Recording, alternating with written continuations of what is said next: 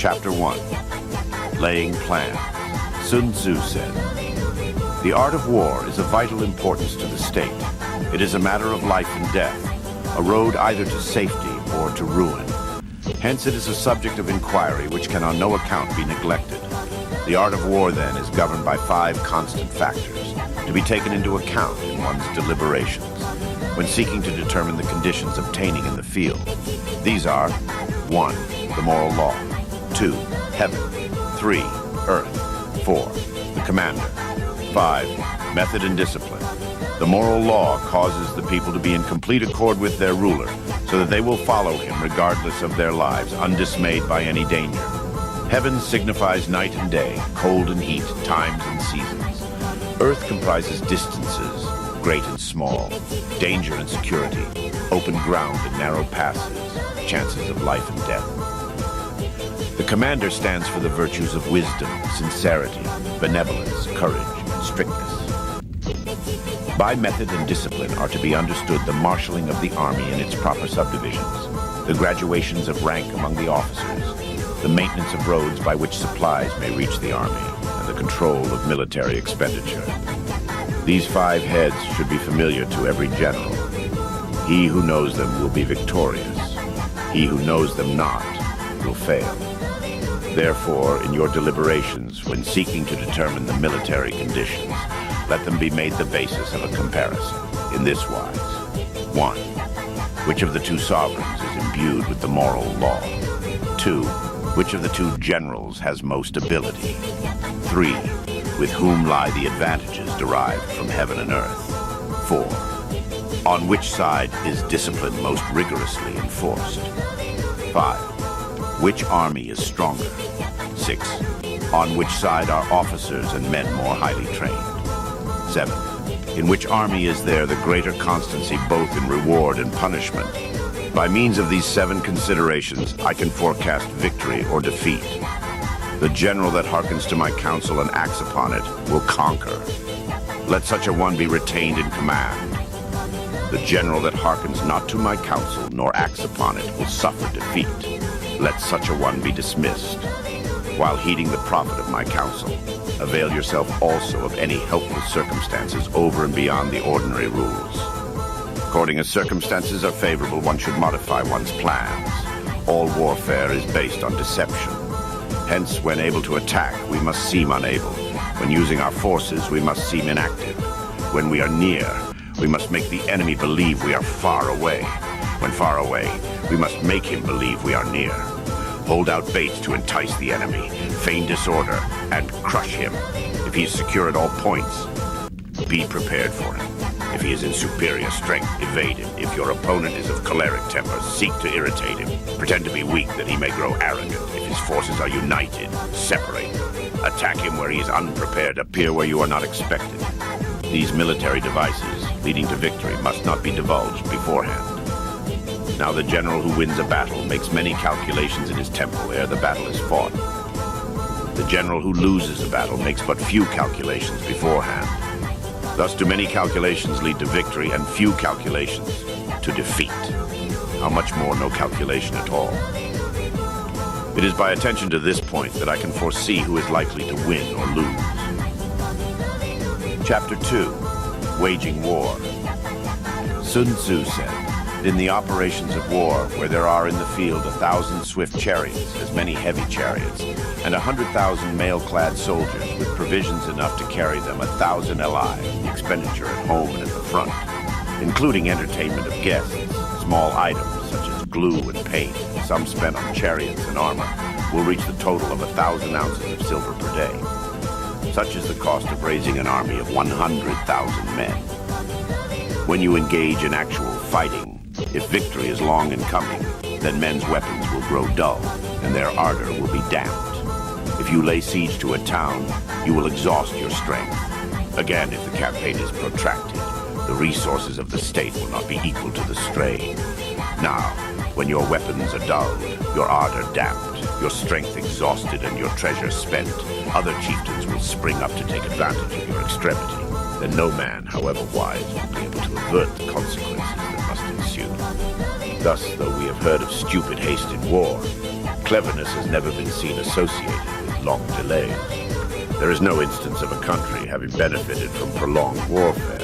It is only one who is thoroughly acquainted with the evils of war that can thoroughly understand the profitable way of carrying it on. The skillful soldier does not raise a second levy. Neither are his supply wagons loaded more than twice. Bring war material with you from home, but forage on the enemy. Thus the army will have food enough for its needs. Poverty of the state exchequer causes an army to be maintained by contributions from a distance. Contributing to maintain an army at a distance causes the people to be impoverished. On the other hand, the proximity of an army causes prices to go up. And high prices cause the people's substance to be drained away. And when their substance is drained away, the peasantry will be afflicted by heavy exactions.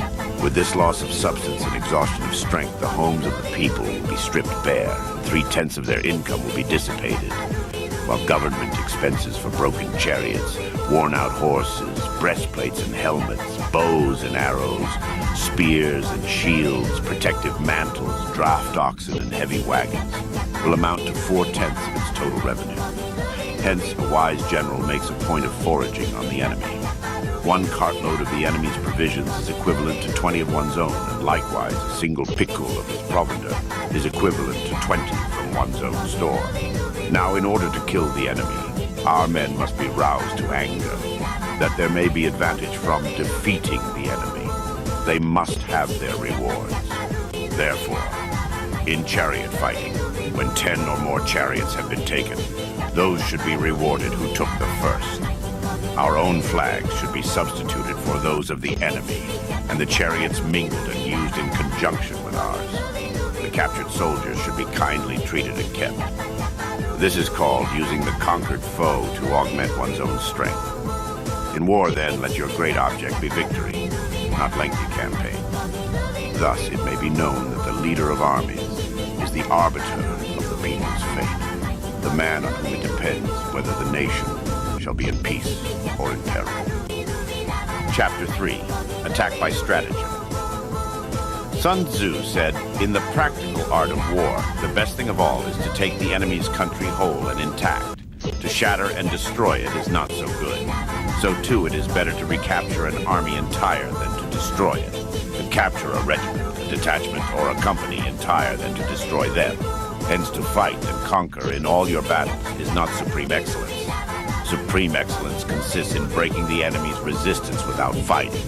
Thus, the highest form of generalship is to balk the enemy's plans. The next best is to prevent the junction of the enemy's forces.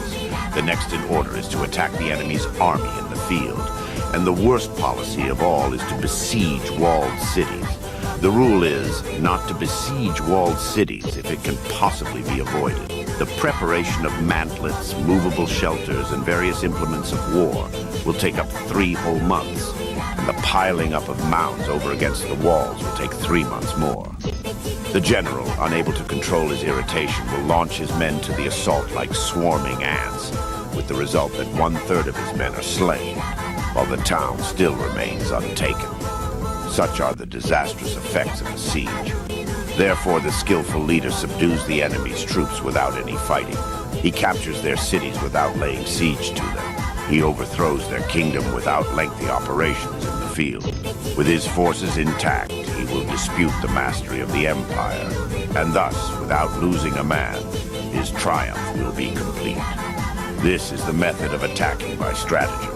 It is the rule in war if our forces are 10 to the enemy's 1 to surround him, if 5 to 1 to attack him, if twice as numerous to divide our army into 2. If equally matched, we can offer battle. If slightly inferior in numbers, we can avoid the enemy. If quite unequal in every way, we can flee from him. Hence, though an obstinate fight may be made by a small force, in the end it must be captured by the larger force. Now the general is the bulwark of the state. If the bulwark is complete at all points, the state will be strong. If the bulwark is defective, the state will be weak. There are 3 ways in which a ruler can bring misfortune upon his army. 1. By commanding the army to advance or to retreat, being ignorant of the fact that it cannot obey. This is called hobbling the army. 2. By attempting to govern an army in the same way as he administers a kingdom, being ignorant of the conditions which obtain in an army. This causes restlessness in the soldier's minds. 3. By employing the officers of his army without discrimination, through ignorance of the military principle of adaptation to circumstances. This shakes the confidence of the soldiers. But when the army is restless and distrustful, trouble is sure to come from the other feudal princes. This is simply bringing anarchy into the army and flinging victory away. Thus we may know that there are 5 essentials for victory. 1. He will win who knows when to fight and when not to fight. 2. He will win who knows how to handle both superior and inferior forces. 3. He will win whose army is animated by the same spirit throughout all its ranks. 4. He will win who, prepared himself, waits to take the enemy unprepared. 5. He will win who has military capacity and is not interfered with by the sovereign.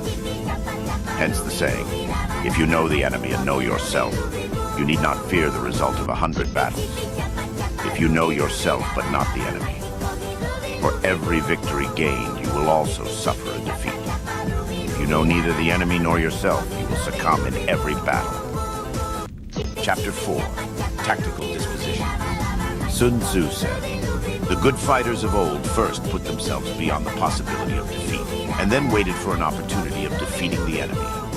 To secure ourselves against defeat lies in our own hands, but the opportunity of defeating the enemy is provided by the enemy himself. Thus, the good fighter is able to secure himself against defeat, but cannot make certain of defeating the enemy. Hence the saying, one may know how to conquer without being able to do it. Security against defeat implies defensive tactics. Ability to defeat the enemy means taking the offensive. Standing on the defensive indicates insufficient strength, attacking a superabundance of strength. The general who is skilled in defense hides in the most secret recesses of the earth. He who is skilled in attack flashes forth from the topmost heights of heaven. Thus, on the one hand, we have ability to protect ourselves. On the other, a victory that is complete. To see victory only when it is within the ken of the common herd is not the acme of excellence. Neither is it the acme of excellence if you fight and conquer and the whole empire says, well done. To lift an autumn hair is no sign of great strength. To see the sun and moon is no sign of sharp sight. To hear the noise of thunder is no sign of a quick ear. What the ancients called a clever fighter is one who not only wins but excels in winning with ease. Hence his victories bring him neither reputation for wisdom nor credit for courage. He wins his battles by making no mistakes. Making no mistakes is what establishes the certainty of victory, for it means conquering an enemy that is already defeated. Hence the skillful fighter puts himself into a position which makes defeat impossible and does not miss the moment for defeating the enemy. Thus, it is that in war, the victorious strategist only seeks battle after the victory has been won, whereas he, who is destined to defeat, first fights and afterwards looks for victory. The consummate leader cultivates the moral law and strictly adheres to method and discipline. Thus, it is in his power to control success. In respect of military method, we have firstly, measurement, secondly, estimation of quantity, thirdly, calculation, fourthly, balancing of chances, fifthly, victory. Measurement owes its existence to earth, estimation of quantity to measurement, calculation to estimation of quantity, balancing of chances to calculation, and victory to balancing of chances. A victorious army, opposed to a routed one, is as a pound's weight placed in the scale against a single grain. The onrush of a conquering force is like the bursting of pent-up waters into a chasm 1,000 fathoms deep. Chapter 5, Energy. Sun Tzu said, "The control of a large force is the same principle as the control of a few men. It is merely a question of dividing up their numbers. Fighting with a large army under your command is no wise different from fighting with a small one. It is merely a question of instituting signs and signals to ensure that your whole host may withstand the brunt of the enemy's attack and remain unshaken. This is effected by maneuvers direct and indirect. That the impact of your army may be like a grindstone dashed against an egg. This is effected by the science of weak points and strong. In all fighting, the direct method may be used for joining battle, but indirect methods will be needed in order to secure victory. Indirect tactics efficiently applied are inexhaustible as heaven and earth, unending as the flow of rivers and streams. Like the sun and moon, they end but to begin anew. Like the four seasons, they pass away to return once more. There are not more than 5 musical notes, yet the combinations of these 5 give rise to more melodies than can ever be heard. There are not more than 5 primary colors: blue, yellow, red, white, and black. Yet in combination they produce more hues than can ever be seen. There are not more than 5 cardinal tastes: sour, acrid, salt, sweet, bitter. Yet combination of them yield more flavors than can ever be tasted. In battle, there are not more than 2 methods of attack, the direct and the indirect. Yet these 2 in combination give rise to an endless series of maneuvers. The direct and the indirect lead onto each other in turn. It is like moving in a circle. You never come to an end. Who can exhaust the possibilities of their combination? The onset of troops is like the rush of a torrent, which will even roll stones along in its course. The quality of decision is like the well-timed swoop of a falcon, which enables it to strike and destroy its victim. Therefore, the good fighter will be terrible in his onset and prompt in his decision. Energy may be likened to the bending of a crossbow, decision to the releasing of a trigger. Amid the turmoil and tumult of battle, there may be seeming disorder, and yet no real disorder at all. Amid confusion and chaos, your array may be without head or tail, yet it will be proof against defeat. Amid the turmoil and tumult of battle, there may be seeming disorder and yet no real disorder at all. Amid confusion and chaos, your array may be without head or tail, yet it will be proof against defeat. Hiding order beneath the cloak of disorder is simply a question of subdivision. Concealing courage under a show of timidity presupposes a fund of latent energy. Masking strength with weakness is to be affected by tactical dispositions. Thus, one who is skillful at keeping the enemy on the move maintains deceitful appearances, according to which the enemy will act. He sacrifices something that the enemy may snatch at it. By holding out baits, he keeps him on the march. Then, with a body of picked men, he lies in wait for him. The clever combatant looks to the effect of combined energy and does not require too much from individuals. Hence his ability to pick out the right men and utilize combined energy. When he utilizes combined energy, his fighting men become, as it were, like unto rolling logs or stones. For it is the nature of a log or stone to remain motionless on level ground, and to move when on a slope if four-cornered, to come to a standstill but if round-shaped, to go rolling down. Thus, the energy developed by good fighting men is as the momentum of a round stone rolled down a mountain, thousands of feet in height. So much on the subject of energy. Chapter 6, Weak Points and Strong. Whoever is first in the field and awaits the coming of the enemy will be fresh for the fight. Whoever is second in the field and has to hasten to battle will arrive exhausted. Therefore, the clever combatant imposes his will on the enemy, but does not allow the enemy's will to be imposed on him. By holding out advantages to him, he can cause the enemy to approach of his own accord, or by inflicting damage, he can make it impossible for the enemy to draw near. If the enemy is taking his ease, he can harass him. If well supplied with food, he can starve him out. If quietly encamped, he can force him to move. Appear at points which the enemy must hasten to defend. March swiftly to places where you are not expected. An army may march great distances without distress if it marches through country where the enemy is not. You can be sure of succeeding in your attacks if you only attack places which are undefended. You can ensure the safety of your defense if you only hold positions that cannot be attacked. Hence, the general is skillful in attack whose opponent does not know what to defend, and he is skillful in defense whose opponent does not know what to attack. O divine art of subtlety and secrecy!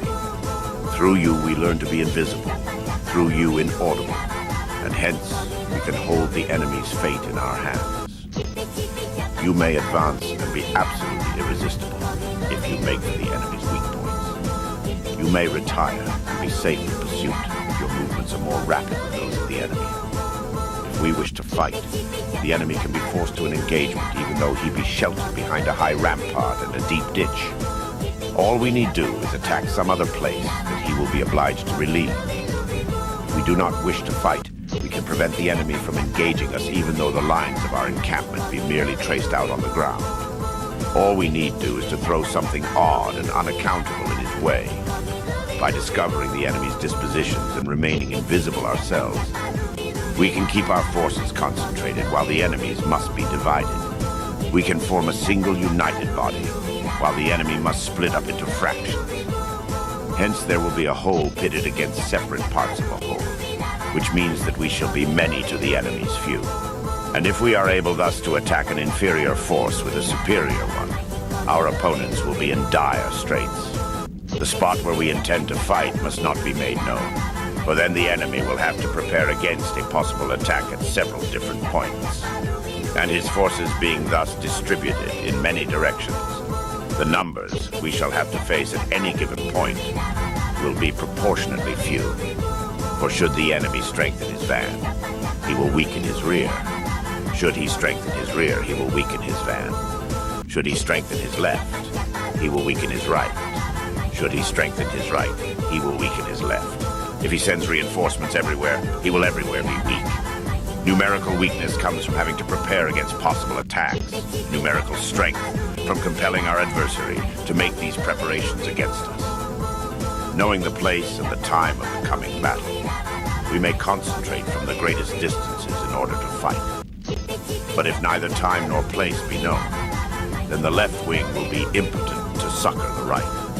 The right equally impotent to succor the left, the van unable to relieve the rear, or the rear to support the van. How much more so if the furthest portions of the army are anything under 100 li apart, and even the nearest are separated by several li. Though according to my estimate, the soldiers of Yue exceed our own in number, that shall advantage them nothing in the matter of victory.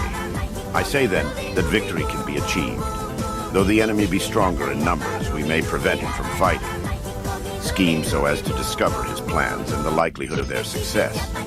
Rouse him and learn the principle of his activity or inactivity. Force him to reveal himself, so as to find out his vulnerable spots. Carefully compare the opposing army with your own, so that you may know where strength is superabundant and where it is deficient. In making tactical dispositions, the highest pitch you can attain is to conceal them. Conceal your dispositions, and you will be safe from the prying of the subtlest spies, from the machinations of the wisest brains. How victory may be produced for them out of the enemy's own tactics, that is what the multitude cannot comprehend. All men can see the tactics whereby I conquer, but what none can see is the strategy out of which victory is evolved. Do not repeat the tactics which have gained you one victory, but let your methods be regulated by the infinite variety of circumstances. Military tactics are like unto water, for water in its natural course runs away from high places and hastens downwards. So in war, the way is to avoid what is strong and to strike at what is weak. Water shapes its course according to the nature of the ground over which it flows. The soldier works out his victory in relation to the foe whom he is facing. Therefore, just as water retains no constant shape, so in warfare there are no constant conditions. He who can modify his tactics in relation to his opponent and thereby succeed in winning may be called a heaven-born captain. The 5 elements, water, fire, wood, metal, earth, are not always equally predominant. The 4 seasons make way for each other in turn. There are short days and long. The moon has its periods of waning and waxing. Chapter 7, Maneuvering. Sun Tzu said, "In war, the general receives his commands from the sovereign. Having collected an army and concentrated his forces, he must blend and harmonize the different elements thereof before pitching his camp. After that comes tactical maneuvering, than which there is nothing more difficult. The difficulty of tactical maneuvering consists in turning the devious into the direct, and misfortune into gain. Thus, to take a long and circuitous route, after enticing the enemy out of the way, and though starting after him, to contrive to reach the goal before him, shows knowledge of the artifice of deviation. Maneuvering with an army is advantageous, with an undisciplined multitude most dangerous.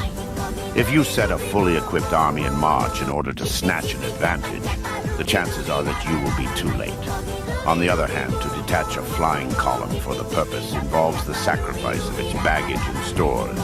Thus, if you order your men to roll up their buff coats and make forced marches without halting day or night, covering double the usual distance at a stretch, doing 100 LI in order to wrest an advantage, the leaders of all your 3 divisions will fall into the hands of the enemy. The stronger men will be in front, the jaded ones will fall behind, and on this plan, only 1/10 of your army will reach its destination. If you march 50 LI in order to outmaneuver the enemy, you will lose the leader of your 1st division, and only half your force will reach the goal. If you march 30 LI with the same object, 2/3 of your army will arrive. We may take it then that an army without its baggage train is lost. Without provisions, it is lost. Without bases of supply, it is lost. We cannot enter into alliances until we are acquainted with the designs of our neighbors. We are not fit to lead an army on the march unless we are familiar with the face of the country, its mountains and forests, its pitfalls and precipices, its marshes and swamps. We shall be unable to turn natural advantage to account unless we make use of local guides. In war, practice dissimulation, and you will succeed. Whether to concentrate or to divide your troops must be decided by circumstances. Let your rapidity be that of the wind, your compactness that of the forest. In raiding and plundering be like fire, in immovability like a mountain. Let your plans be dark and impenetrable as night, and when you move, fall like a thunderbolt. When you capture new territory, cut it up into allotments for the benefit of the soldiery. Ponder and deliberate before you make a move. He will conquer who has learnt the artifice of deviation. Such is the art of maneuvering. The Book of Army Management says, on the field of battle, the spoken word does not carry far enough, hence the institution of gongs and drums. Nor can ordinary objects be seen clearly enough, hence the institution of banners and flags. Gongs and drums, banners and flags, are means whereby the ears and eyes of the host may be focused on one particular point.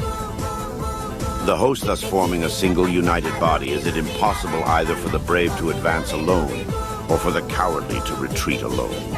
This is the art of handling large masses of men. In night fighting, then, make much use of signal fires and drums, and in fighting by day, of flags and banners, as a means of influencing the ears and eyes of your army. A whole army may be robbed of its spirit. A commander-in-chief may be robbed of his presence of mind.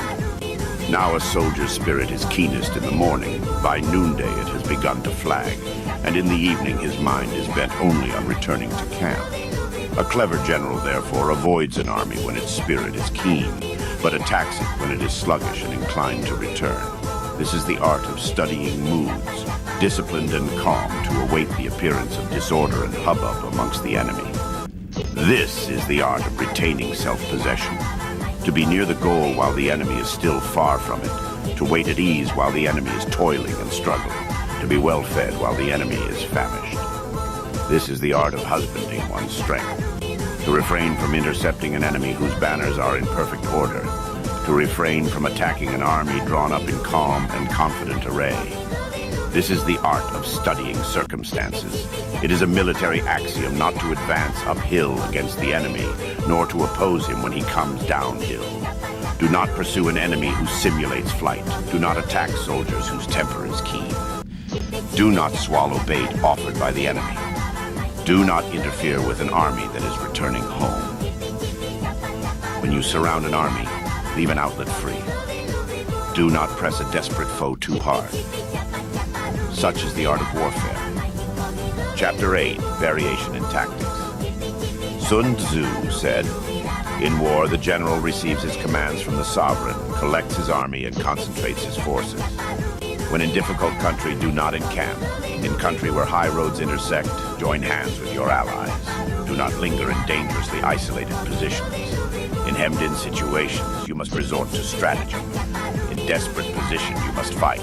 There are roads which must not be followed, armies which must be not attacked, towns which must not be besieged, positions which must not be contested, commands of the sovereign which must not be obeyed.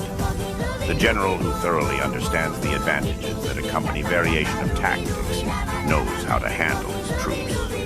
The general who does not understand these may be well acquainted with the configuration of the country, yet he will not be able to turn his knowledge to practical account. So the student of war, who is unversed in the art of war of varying his plans, even though he be acquainted with the 5 advantages, will fail to make the best use of his men. Hence, in the wise leader's plans, considerations of advantage and of disadvantage will be blended together. If our expectation of advantage be tempered in this way, we may succeed in accomplishing the essential part of our schemes. If, on the other hand, in the midst of difficulties, we are always ready to seize an advantage, we may extricate ourselves from misfortune, reduce the hostile chiefs by inflicting damage on them, and make trouble for them and keep them constantly engaged. Hold out specious allurements and make them rush to any given point. The art of war teaches us to rely not on the likelihood of the enemy's not coming, but on our own readiness to receive him. Not on the chance of his not attacking, but rather on the fact that we have made our position unassailable. There are 5 dangerous faults which may affect a general. 1, recklessness, which leads to destruction. 2, cowardice, which leads to capture. 3, a hasty temper, which can be provoked by insults. 4, a delicacy of honor, which is sensitive to shame. 5, over-solicitude for his men, which exposes him to worry and trouble. These are the 5 besetting sins of a general, ruinous to the conduct of war. When an army is overthrown and its leader slain, the cause will surely be found among these 5 dangerous faults. Let them be a subject of meditation. Chapter 9, The Army on the March. Sun Tzu said, "We come now to the question of encamping the army and observing signs of the enemy. Pass quickly over mountains, keep in the neighborhood of valleys. Camp in high places facing the sun. Do not climb heights in order to fight. So much for mountain warfare. After crossing a river, you should get far away from it. When an invading force crosses a river in its onward march, do not advance to meet it in midstream. It will be best to let half the army get across, and then deliver your attack. If you are anxious to fight, you should not go to meet the invader near a river which he has to cross. Moor your craft higher up than the enemy, and facing the sun. Do not move upstream to meet the enemy." So much for river warfare. In crossing salt marshes, your sole concern should be to get over them quickly without any delay. If forced to fight in a salt marsh, you should have water and grass near you, and get your back to a clump of trees. So much for operations in salt marshes. In dry, level country, take up an easily accessible position with rising ground to your right and on your rear, so that the danger may be in front, and safety lie behind. So much for campaigning in flat country. These are the 4 useful branches of military knowledge which enabled the Yellow Emperor to vanquish 4 several sovereigns. All armies prefer high ground to low and sunny places to dark. If you are careful of your men and camp on hard ground, the army will be free from disease of every kind. This will spell victory. When you come to a hill or a bank, occupy the sunny side with the slope on your right rear. Thus, you will at once act for the benefit of your soldiers and utilize the natural advantages of the ground. When, in consequence of heavy rains up country, a river which you wish to ford is swollen and flecked with foam, you must wait until it subsides. Country in which there are precipitous cliffs with torrents running between, deep natural hollows, tangled thickets, quagmires, and crevasses, should be left with all possible speed and not approached. While we keep away from such places, we should get the enemy to approach them. While we face them, we should let the enemy have them on his rear. If in the neighborhood of your camp there should be any hilly country, ponds surrounded by aquatic grass, hollow basins filled with reeds, or woods with thick undergrowth, they must be carefully routed out and searched. For these are places where men in ambush or insidious spies are likely to be lurking. When the enemy is close at hand and remains quiet, he is relying on the natural strength of his position. When he keeps aloof and tries to provoke a battle, he is anxious for the other side to advance. If his place of encampment is easy of access, he is tendering a bait. Movement amongst the trees of a forest shows that the enemy is advancing. The appearance of a number of screens in the midst of thick grass means that the enemy wants to make us suspicious. The The rising of birds in their flight is the sign of an ambuscade. Startled beasts indicate that a sudden attack is coming. When there is dust rising in a high column, it is the sign of chariots advancing. When the dust is low but spread over a wide area, it betokens the approach of infantry. When it branches out in different directions, it shows that parties have been sent to collect firewood. A few clouds of dust moving to and fro signify that the army is encamping. Humble words and increased preparations are signs that the enemy is about to advance. Violent language and driving forward as if to the attack are signs that he will retreat. When the light chariots come out first and take up a position on the wings, it is a sign that the enemy is forming for battle. Peace proposals unaccompanied by a sworn covenant indicate a plot. When there is much running about and the soldiers fall into rank, it means that the critical moment has come. When some are seen advancing and some retreating, it is a lure. When the soldiers stand leaning on their spears, they are faint from want of food. If those who are sent to draw water begin by drinking themselves, the army is suffering from thirst. If the enemy sees an advantage to be gained and makes no effort to secure it, the soldiers are exhausted. If birds gather on any spot, it is unoccupied. Clamor by night betokens nervousness. If there is disturbance in the camp, the general's authority is weak. If the banners and flags are shifted about, sedition is afoot. If the officers are angry, it means that the men are weary.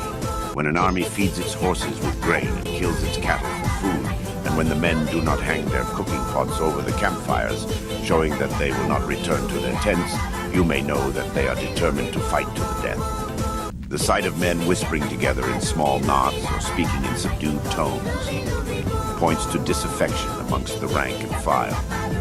Too frequent rewards signify that the enemy is at the end of his resources. Too many punishments betray a condition of dire distress. To begin by bluster, but afterwards to take fright at the enemy's numbers, shows a supreme lack of intelligence.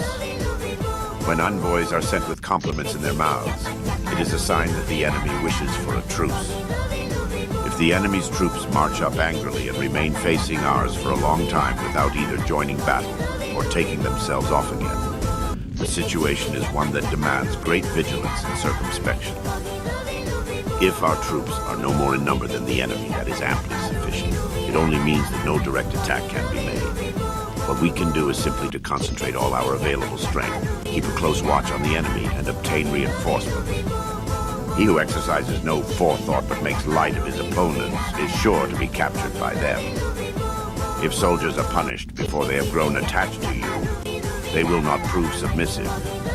And unless submissive, then will be practically useless. If, when the soldiers have become attached to you, punishments are not enforced, they will still be useless. Therefore, soldiers must be treated in the first instance with humanity, but kept under control by means of iron discipline. This is a certain road to victory. If in training, soldiers' commands are habitually enforced, the army will be well disciplined. If not, its discipline will be bad. If a general shows confidence in his men but always insists on his orders being obeyed, the gain will be mutual. Chapter 10, Terrain. Sun Tzu said, "We may distinguish 6 kinds of terrain to wit: 1. Accessible ground. 2. Entangling ground. 3. Temporizing ground. 4. Narrow passes. 5. Precipitous heights. 6. Positions at a great distance from the enemy. Ground which can be freely traversed by both sides is called accessible. With regard to ground of this nature, be before the enemy in occupying the raised and sunny spots, and carefully guard your line of supplies. Then you will be able to fight with advantage. Ground which can be abandoned, but is hard to reoccupy, is called entangling. From a position of this sort, if the enemy is unprepared, you may sally forth and defeat him. But if the enemy is prepared for your coming and you fail to defeat him, then, return being impossible, disaster will ensue. When the position is such that neither side will gain by making the first move, it is called temporizing ground. In a position of this sort, even though the enemy should offer us an attractive bait, it will be advisable not to stir forth, but rather to retreat, thus enticing the enemy in his turn. Then, when part of his army has come out, we may deliver our attack with advantage. With regard to narrow passes, if you can occupy them first, Let them be strongly garrisoned and await the advent of the enemy. Should the army forestall you in occupying a pass, do not go after him if the pass is fully garrisoned, but only if it is weakly garrisoned. With regard to precipitous heights, if you are beforehand with your adversary, you should occupy the raised and sunny spots, and there wait for him to come up. If the enemy has occupied them before you, do not follow him, but retreat and try to entice him away. If you are situated at a great distance from the enemy, and the strength of the two armies is equal, it is not easy to provoke a battle, and fighting will be to your disadvantage. These 6 are the principles connected with Earth. The general who has attained a responsible post must be careful to study them. Now an army is exposed to 6 several calamities, not arising from natural causes, but from faults for which the general is responsible. These are 1. Flight, 2. Insubordination, 3. Collapse, 4. Ruin, 5. Disorganization, 6. Rout. Other conditions being equal, if one force is hurled against another 10 times its size, the result will be the flight of the former. When the common soldiers are too strong and their officers too weak, the result is insubordination. When the officers are too strong and the common soldiers too weak, the result is collapse. When the higher officers are angry and insubordinate, and on meeting the enemy, give battle on their own account from a feeling of resentment, before the commander-in-chief can tell whether or not he is in a position to fight, the result is ruin. When the general is weak and without authority, when his orders are not clear and distinct, when there are no fixed duties assigned to officers and men, and the ranks are formed in a slovenly, haphazard manner, the result is utter disorganization. When a general, unable to estimate the enemy's strength, allows an inferior force to engage a larger one, or hurls a weak detachment against a powerful one, and neglects to place picked soldiers in the front rank, the result must be rout. These are 6 ways of courting defeat, which must be carefully noted by the general who has attained a responsible post. The natural formation of the country is the soldier's best ally, but a power of estimating the adversary, of controlling the forces of victory, and of shrewdly calculating difficulties, dangers, and distances constitutes the test of a great general. He who knows these things, and in fighting puts his knowledge into practice, will win his battles. He who knows them not, nor practices them, will surely be defeated. If fighting is sure to result in victory, then you must fight, even though the ruler forbid it. If fighting will not result in victory, then you must not fight, even at the ruler's bidding. The general who advances without coveting fame and retreats without fearing disgrace, whose only thought is to protect his country and do good service for his sovereign, is the jewel of the kingdom. Regard your soldiers as your children, and they will follow you into the deepest valleys. Look upon them as your own beloved sons, and they will stand by you even unto death. If, however, you are indulgent, but unable to make your authority felt, kind-hearted, but unable to enforce your commands, and incapable, moreover, of quelling disorder, then your soldiers must be likened to spoiled children. They are useless for any practical purpose. If we know that our own men are in a condition to attack, but are unaware that the enemy is not open to attack, we have gone only halfway towards victory. If we know that the enemy is open to attack, but are unaware that our own men are not in a condition to attack, we have gone only halfway towards victory. If we know that the enemy is open to attack, and also know that our men are in a condition to attack, but are unaware that the nature of the ground makes fighting impractical, we have still gone only halfway towards victory. Hence the experienced soldier, once in motion, is never bewildered. Once he has broken camp, he is never at a loss. Hence the saying, if you know the enemy and know yourself, your victory will not stand in doubt.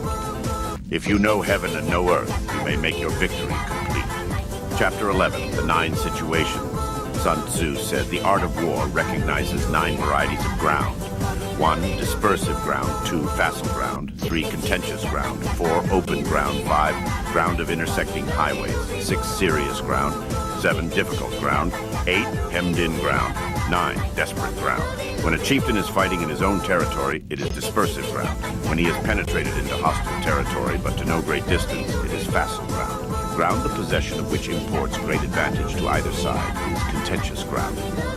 Ground on which each side has liberty of movement is open ground. Ground which forms the key to 3 contiguous states, so that he who occupies it first has most of the empire at his command, is a ground of intersecting highways. When an army has penetrated into the heart of a hostile country, leaving a number of fortified cities in its rear, it is serious ground. Mountain forests, rugged steeps, marshes and fens, all country that is hard to traverse. This is difficult ground. Ground which is reached through narrow gorges, and from which we can only retire by tortuous paths, so that a small number of the enemy would suffice to crush a large body of our men. This is hemmed-in ground. Ground on which we can only be saved from destruction by fighting without delay is desperate ground. On dispersive ground, therefore, fight not. On facile ground, halt not. On contentious ground, attack not. On open ground, do not try to block the enemy's way. On the ground of intersecting highways, join hands with your allies. On serious ground, gather in plunder. In difficult ground, keep steadily on the march. On hemmed-in ground, resort to stratagem. On desperate ground, fight. Those who were called skillful leaders of old knew how to drive a wedge between the enemy's front and rear, to prevent cooperation between his large and small divisions, to hinder the good troops from rescuing the bad, the officers from rallying their men. When the enemy's men were united, they managed to keep them in disorder. When it was to their advantage, they made a forward move. When otherwise, they stopped still. If asked how to cope with a great host of the enemy in orderly array and on the point of marching to the attack, I should say, begin by seizing something which your opponent holds dear. Then he will be amenable to your will. Rapidity is the essence of war. Take advantage of the enemy's unreadiness. Make your way by unexpected routes and attack unguarded spots. The following are the principles to be observed by an invading force. The further you penetrate into a country, the greater will be the solidarity of your troops, and thus the defenders will not prevail against you. Make forays in fertile country in order to supply your army with food. Carefully study the well-being of your men and do not overtax them. Concentrate your energy and hoard your strength. Keep your army continually on the move and devise unfathomable plans. Throw your soldiers into positions whence there is no escape, and they will prefer death to flight. If they will face death, there is nothing they may not achieve. Officers and men alike will put forth their uttermost strength. Soldiers, when in desperate straits, lose the sense of fear. If there is no place of refuge, they will stand firm. If they are in hostile country, they will show a stubborn front. If there is no help for it, they will fight hard. Thus, without waiting to be marshaled, the soldiers will be constantly on the qui-vive. Without waiting to be asked, they will do your will. Without restrictions, they will be faithful. Without giving orders, they can be trusted. Prohibit the taking of omens and do away with superstitious doubts. Then, until death itself comes, no calamity need be feared. If our soldiers are not overburdened with money, it is not because they have a distaste for riches. If their lives are not unduly long, it is not because they are disinclined to longevity. On the day they are ordered out to battle, your soldiers may weep, those sitting up bedewing their garments, and those lying down letting the tears run down their cheeks. But let them once be brought to bay, and they will display the courage of a Chu or a Kui. The skillful tactician may be likened to the Shuai-Jan. Now the Shuai-Jan is a snake that is found in the Chang Mountains. Strike at its head and you will be attacked by its tail. Strike at its tail and you will be attacked by its head. Strike at its middle and you will be attacked by head and tail both. Asked if an army can be made to imitate the Shuai-Jan, I should answer, yes. For the men of Wu and the men of Yue are enemies. Yet if they are crossing a river in the same boat and are caught by a storm, they will come to each other's assistance, just as the left hand helps the right. Hence, it is not enough to put one's trust in the tethering of horses and the bearing of chariot wheels in the ground. The principle on which to manage an army is to set up one standard of courage which all must reach. How to make the best of both strong and weak, that is a question involving the proper use of ground. Thus, the skillful general conducts his army just as though he were leading a single man, willy-nilly, by the hand. It is the business of a general to be quiet, and thus ensure secrecy, upright and just, and thus maintain order. He must be able to mystify his officers and men by false reports and appearances, and thus keep them in total ignorance. By altering his arrangements and changing his plans, he keeps the enemy without definite knowledge. By shifting his camp and taking circuitous routes, he prevents the enemy from anticipating his purpose. At the critical moment, the leader of an army acts like one who has climbed up a height and then kicks away the ladder behind him. He carries his men deep into hostile territory before he shows his hand. He burns his boats and breaks his cooking pots like a shepherd driving a flock of sheep. He drives his men this way and that, and nothing knows whither he's going. To muster his host and bring it into danger. This may be termed the business of the general. The different measures suited to the 9 varieties of ground, the expediency of aggressive or defensive tactics, and the fundamental laws of human nature. These are things that must most certainly be studied. When invading hostile territory, the general principle is that penetrating deeply brings cohesion. Penetrating but a short way means dispersion. When you leave your own country behind and take your army across neighborhood territory, you find yourself on critical ground. When there are means of communication on all 4 sides, the ground is one of intersecting highways. When you penetrate deeply into a country, it is serious ground. When you penetrate but a little way, it is facile ground. When you have the enemy's strongholds on your rear and narrow passes in front, it is hemmed-in ground. When there is no place of refuge at all, it is desperate ground. Therefore, on dispersive ground, I would inspire my men with unity of purpose. On facile ground, I would see that there is close connection between all parts of my army. On contentious ground, I would hurry up my rear. On open ground, I would keep a vigilant eye on my defenses. On ground of intersecting highways, I would consolidate my alliances. On serious ground, I would try to ensure a continuous stream of supplies. On difficult ground, I would keep pushing on along the road. On hemmed-in ground, I would block any way of retreat. On desperate ground, I would proclaim to my soldiers the hopelessness of saving their lives, for it is the soldier's disposition to offer an obstinate resistance when surrounded, to fight hard when he cannot help himself, and to obey promptly when he has fallen into danger. We cannot enter into alliance with neighboring princes until we are acquainted with their designs. We are not fit to lead an army on the march unless we are familiar with the face of the country, its mountains and forests, pitfalls and precipices, its marshes and swamps. We shall be unable to turn natural advantages to account unless we make use of local guides. To be ignored of any one of the following 4 or 5 principles does not befit a warlike prince. When a warlike prince attacks a powerful state, his generalship shows itself in preventing the concentration of the enemy's forces. He overawes his opponents, and their allies are prevented from joining against him. Hence, he does not strive to ally himself with all and sundry, nor does he foster the power of other states. He carries out his own secret designs, keeping his antagonists in awe. Thus, he is able to capture their cities and overthrow their kingdoms, bestow rewards without regard to rule, issue orders without regard to previous arrangements, and you will be able to handle a whole army as though you had to do with but a single man. Confront your soldiers with the deed itself. Never let them know your design. When the outlook is bright, bring it before their eyes.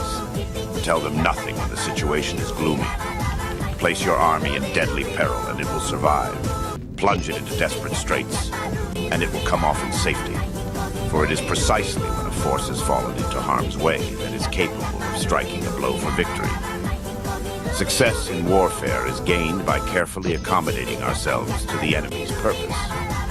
By persistently hanging on the enemy's flank, we shall succeed in the long run in killing the commander-in-chief. This is called ability to accomplish a thing by sheer cunning. On the day that you take up your command, block the frontier passes, destroy the official tallies, and stop the passage of all emissaries. Be stern in the council chamber. If the enemy leaves a door open, you must rush in. Forestall your opponent by seizing what he holds dear, and subtly contrive to time his arrival on the ground. Walk in the path defined by rule, and accommodate yourself to the enemy, until you can fight a decisive battle. At first, then, exhibit the coyness of a maiden until the enemy gives you an opening. Afterwards, emulate the rapidity of a running hare, and it will be too late for the enemy to oppose you. Chapter 12. The Attack by Fire. Sun Tzu said, "There are 5 ways of attacking with fire. The first is to burn soldiers in their camp. The second is to burn stores. The third is to burn baggage trains. The fourth is to burn arsenals and magazines. The fifth is to hurl dropping fire amongst the enemy. In order to carry out an attack, we must have means available. The material for raising fire should always be kept in readiness. There is a proper season for making attacks with fire, and special days for starting a conflagration. The proper season is when the weather is very dry. The special days are those when the moon is in the constellations of the sieve, the wall, the wing, or the crossbar. For these 4 are all days of rising wind. In attacking with fire, one should be prepared to meet 5 possible developments. 1. When fire breaks out inside to enemy's camp, respond at once with an attack from without. 2. If there's an outbreak of fire, but the enemy's soldiers remain quiet, bide your time and do not attack. 3. When the force of the flames has reached its height, follow it up with an attack if that's practical. If not, stay where you are. 4.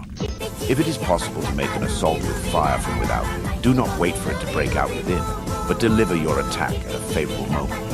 5. When you start a fire, be to windward of it. Do not attack from the leeward. A wind that rises in the daytime lasts long, but a night breeze soon falls. In every army, the 5 developments connected with fire must be known, the movements of the stars calculated, and a watch kept for the proper days. Hence, those who use fire as an aid to the attack show intelligence.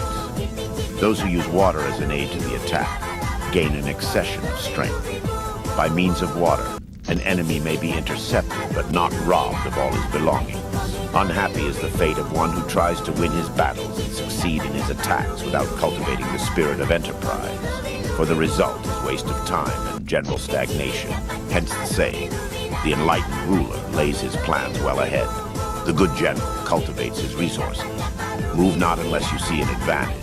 Use not your troops unless there is something to be gained. Fight not unless the position is critical. No ruler should put troops into the field merely to gratify his own spleen. No general should fight a battle simply out of pique. If it is to your advantage, make a forward move. If not, stay where you are. Anger may in time change to gladness. Vexation may be succeeded by content. But a kingdom that has once been destroyed can never come again into being, nor can the dead ever be brought back to life. Hence the enlightened ruler is heedful, and the good general full of caution. This is the way to keep a country at peace and an army intact. Chapter 13, the use of spies. Sun Tzu said raising a host of 100,000 men and marching them great distances entails heavy loss on the people and a drain on the resources of the state. The daily expenditure will amount to 1,000 ounces of silver.